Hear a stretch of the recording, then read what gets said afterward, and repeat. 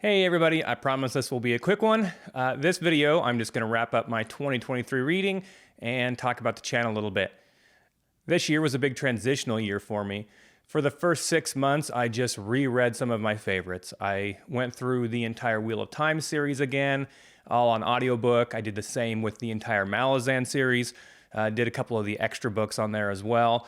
And then I also listened to a bunch of Mark Lawrence stuff. I'm a huge Mark Lawrence fan. If you watched my video, he is probably my most influential author for me as an adult. In addition to his own writing, he got me into SPIFBO and thus into indie works as well. So I really owe most of my entire reading style and what I read to Mark Lawrence.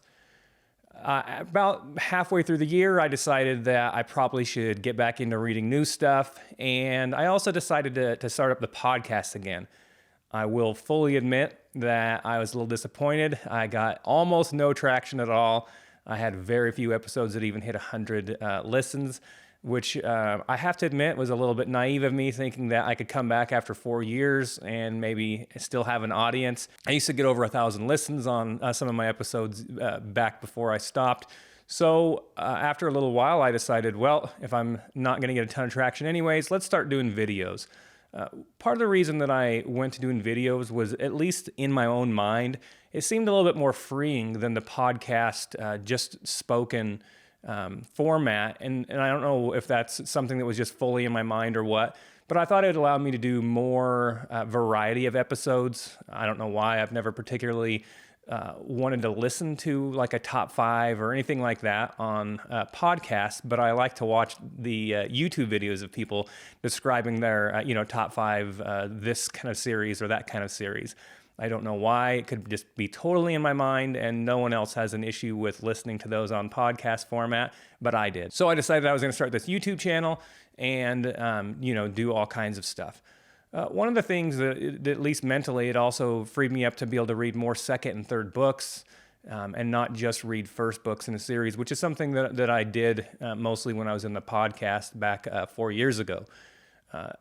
Life in general has allowed me to do more reading actually now, even though I am busier than I've ever been, because I spend a lot of time in a tractor moving really slowly, which allows me plenty of time to read.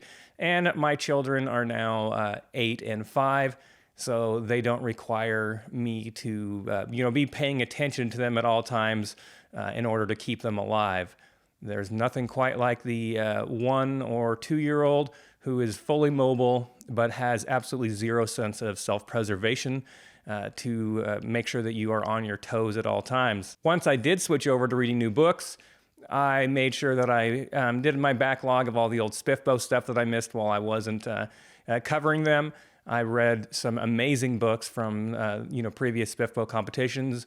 Reign and Ruin was my first ever romantasy that I read. It was the SPIFBO 7 winner, and it ended up being basically just by a hair missing out as my favorite book of the year.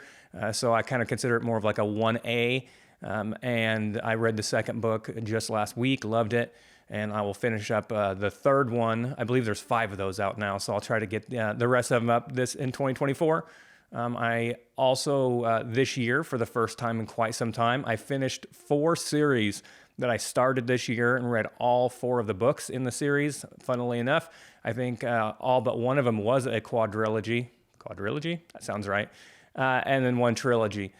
So this year, I just decided that I was going to, finish off more series, read more second and third books, and I just felt like doing this YouTube channel allowed me to at least mentally feel like that was, a more acceptable thing to do. So I really just had a great time with my reading this year.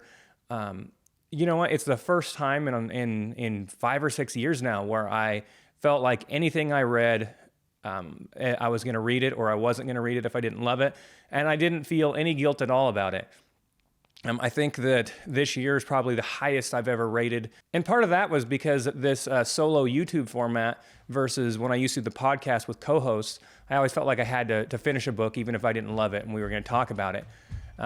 But now that I'm doing this all by myself and I am trying to mostly do positive reviews on books, I just decided this year that if I didn't love a book, I was simply going to stop reading it. If I didn't think that a book was going to be at least like a 3.5 star, by the time I finished it, I just stopped.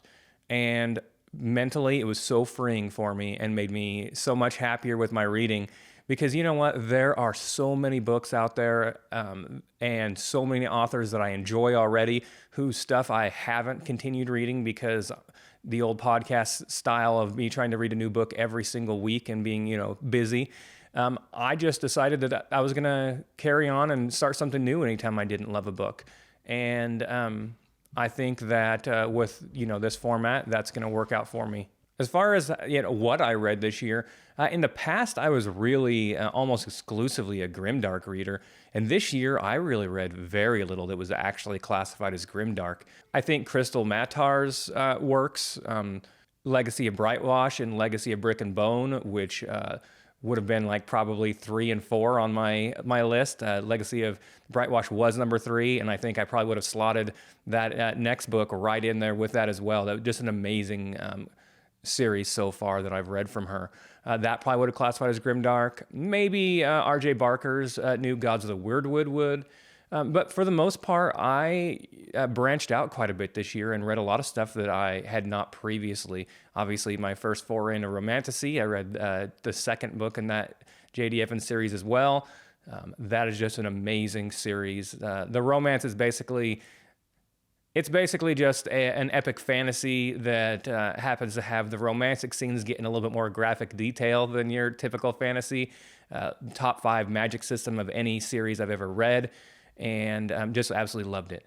I finished off the Mimic Thorn Urban Fantasy series that I really enjoyed, and then David Green's Empire of Ruin series, which is another epic fantasy, has elves, a cool magic system. If you're a Wheel of Time fan, it adds a lot of Easter eggs in there on that as well. All in all, I just had a great reading year, really diverse reading year. 2024 so far in my first January TBR list that's coming up is going to include a little bit more of that grimdark element. Somehow, despite being an indie fantasy fan, I have never read anything from Michael Fletcher, which almost seems like a travesty since he's one of the bigger names in grimdark in indie fantasy. I believe he actually won the first SPIFBO competition even, and somehow I have never read any of his materials. Then this year I'm going to try once again to continue on reading full series. I really felt like it was just such a fun thing to be able to do, and I'm going to keep on adding all of those stupid videos like top 5 favorite this or that. Somehow people just love to watch those. So as long as people are going to watch them, I'm going to include them. And I really do feel like they, adding something like that also helps you to be able to read those second and third books, because, it's hard for, if you're trying to remain spoiler free, to really talk about a second book in a series. And so I'll continue doing mostly first books and series, and then I'll add those other videos in there to give me time to, read those extra books. Also, I really enjoyed doing the One Piece videos, although I do have to say it really, I think, screwed up my algorithm early on. I had an awful click-through rate on some of my videos, and when you go back and look, I can see that a lot of my fantasy books are actually being recommended in TV or movie YouTube videos, which obviously is not my target audience, but I think that's because those early on those One Piece videos got so many more views than my other videos. But hopefully recently it seems like that's gotten fixed a little bit more now that I've got more views on my channel. So we'll see, but I definitely think that I really enjoyed doing that. And I've got a couple of other series that I'm either starting or that I have watched previously that I kind of would like to rewatch and talk about on the channel as well. I'm thinking maybe C or something like that since it's finishing up. But we'll see how that goes. We'll see where 2024 takes us. And I think I've probably rambled on long enough as it is. So I hope you all had a wonderful 2023. I know that I did as far as reading goes.